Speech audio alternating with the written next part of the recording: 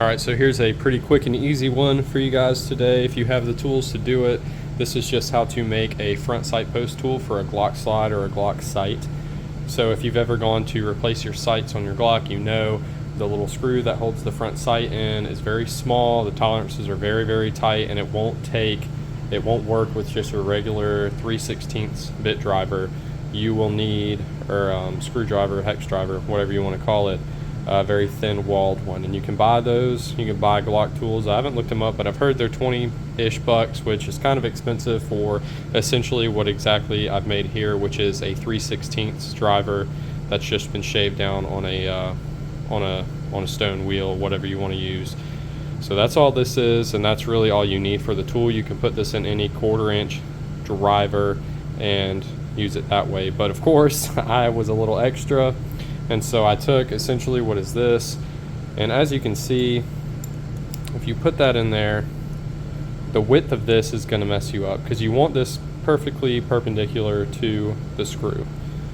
And when you go to put this in the slide, here I'll just show you right now. You put this in, and as you can see, it's hitting there. Now it's not much, but it's enough to not give you that perfect straight perpendicular, positive grab. So what I did was took one of these, kind of shaved it down just like I did with the bit driver itself, cut it short, and epoxied it into a golf ball. So it's got like a little knob you can use. Just put that in there like that, and now you've got a perfect front sight tool for your Glock. And let me see if I can get it on here real quick and just kind of show you. Now I didn't use a magnetic bit holder because I wasn't going to use a nice one to ruin, and it's still not perfect, but it's enough to give you all the torque you should need, especially if you're Loctiting that in there like you should. You can see I put a little witness mark there to make sure it doesn't back out, but it's in there tight. With Loctite, I'm pretty confident it's not going anywhere. And that's pretty much it. If you wanted to take, and as you can see, I started to drill a hole in right here, and I was just going to put a split ring in there and put this on my key so I didn't lose it. And honestly, you might be able to make that work. If you had a longer one, you could definitely make it work. And the torque you can get from that split ring going through the back here would probably be enough to just use your fingers and tighten that down. I don't know what the torque spec on this is, but it's not a lot. I didn't torque it to spec. I did it tight with Loctite. It's just the front sight post. If the screw snaps off in there, it's not the end of the world. It's super easy. I mean, the worst thing that could happen is I can't get it out and I've got to drill that out, which would suck, but hopefully I never have to worry about this front sight again. It's suppressor height. It's on the gun to stay. Sue me, I didn't torque it. I don't even know if there's a torque spec for that. So, but that's it. Just wanted to kind of show off my craftsmanship here.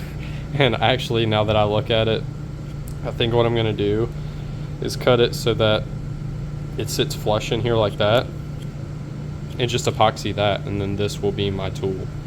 It'll be a dedicated tool, even though, I do like just having this. This is actually really neat. Here's the back end of this piece that I cut off to go in there.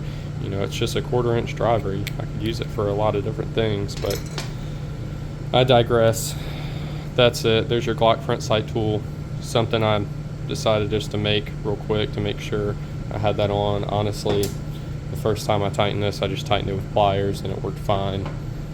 So, do what you got to do, but if you have the means to make your own little tool, I highly suggest it. It's really cool. Buddies are probably going to be like, where'd you get that?